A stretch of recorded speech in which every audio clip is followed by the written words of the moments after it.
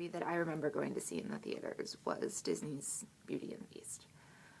I was pretty young at the time, and at the end I thought that the Beast had really died, and so I cried a lot.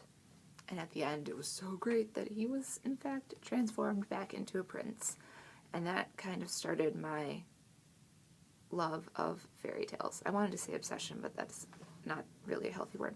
So I wanted to show you today a few of the fractured fairy tale books that we have at the library that are just so much fun to read because they play on the fairy tales that we know and love and give them a new twist. So the first one is The Princess Curse by Mary Haskell. It looks like that. This is kind of a mashup between The 12 Dancing Princesses and Beauty and the Beast. And it's a lot of fun. There's biting donkeys and extremely clever language. It's a very sweet story. It would be appropriate for anyone of any age, I would think. Mary Haskell's stories are generally very sweet fantasy. The next one is Goose Chase by Patrice Kendall. And this is kind of, again, a mashup of lots of different fairy tales. We have a princess who has 12 geese who follow her around, so it's a little bit Goose Girl, but it's also a bit like the story where the girls' brothers are turned into crows.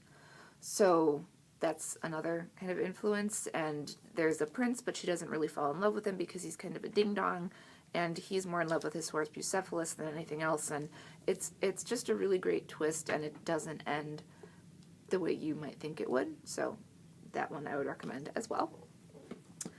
And then these two are actually by the same author, and they're the same story, but just two different retellings.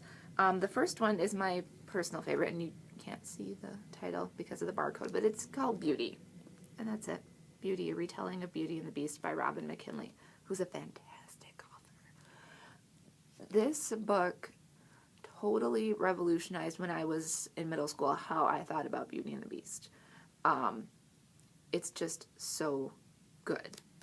And then, about a decade later, Robin McKinley wrote this book called Rose Daughter, which is, again, a retelling of Beauty and the Beast, but she comes at it from a completely different angle, which is really interesting.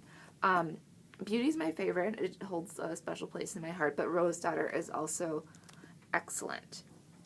So I'd recommend those as well. I also just have to totally plug Robin McKinley here. Grab these books.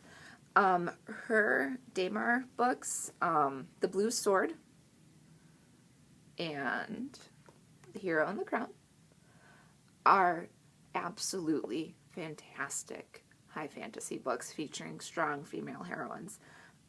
The first one, the girl's name is Harry, and she is chosen to wield the blue sword and save the kingdom. And then in the second one, it's the princess who has to save the kingdom and use the blue sword as well. So there's that recurring theme. But they're just so well written, and they're award-winning. I love them to death, and I would recommend them to anybody. So if you ever fallen in love with a fairy tale and you want to see it done in a different way, or you want to think about it in a different way, try some of these books.